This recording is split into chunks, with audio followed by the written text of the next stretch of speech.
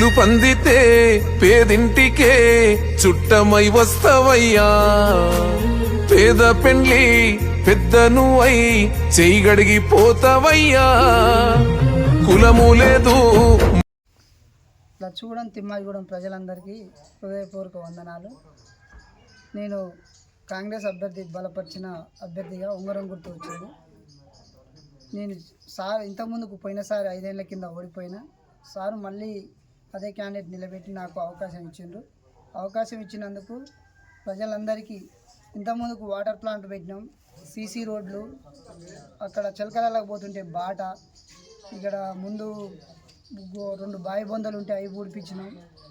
ఇంకా చాలా అభివృద్ధి ఉంది. తిమ్మాయిగూడెం నుంచి లచ్చుగూడెం వరకు రోడ్డు పెట్టించినాం. ఇండ్లు వచ్చినాయి, ఇంకా వచ్చేవి కూడా ఉన్నాయి. ఇంకా రాని వాళ్ళకు కూడా పెట్టిస్తాం. అవతర అభ్యర్థి కంటే మనం భారీ మెజార్టీతో గెలిపించాలని ప్రజలందరినీ కోరుకుంటున్నాం. నా పేరు గోగు యాదయ్య, మాజీ సర్పంచ్ లచ్చుగూడెం.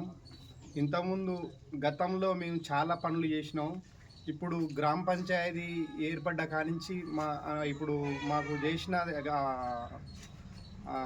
ఎమ్మెల్యే మంత్రిగా కోమటిరెడ్డి వెంకరెడ్డి గారు మాకు చేసిన పనులలో లచ్చుగూడెం స్టేజ్ కానించి తిమ్మాయిగూడెం దాకా బీటీ రోడ్డు పెట్టించిండు. ఆ నుంచి తిమ్మాయిగూడెంకి వెళ్ళి మళ్ళీ అక్కడి వరకు సీసీ రోడ్డు పెట్టించిండు. ఇక్కడ చిలకల్లకు రోడ్లు కావాలంటే రోడ్లు పెట్టించిండు.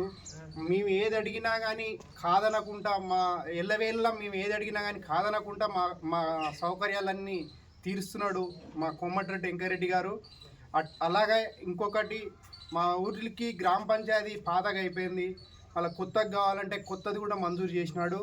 ఇంకొకటి, మా గతంలో మా ఊరికి వాటర్ ప్లాంట్ కావాలని చెప్పంగానే మాకు ప్రదీప్ రెడ్డి ఫౌండేషన్ ద్వారా మాకు వాటర్ ప్లాంట్ ఇవ్వడం జరిగింది. ఇంకా చిలకలకి ఏమన్నా రోడ్లు కావాలన్నా కానీ అభివృద్ధి పనులు చేయడానికి రెడీగా ఉన్నాడు మా వెంకటరెడ్డి సార్.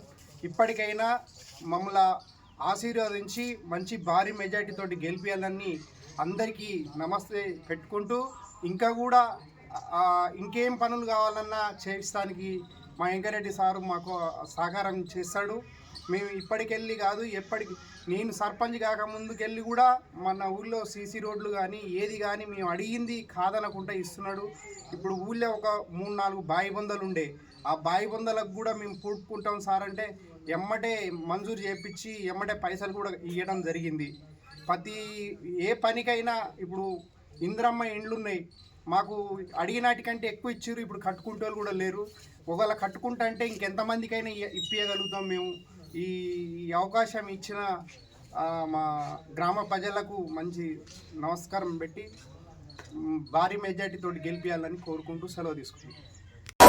రాముని గుణమే నీది, రామబాణమే మాట, వదిలినవో ప్రాణం పోయిన తిరుగుండదు అంట.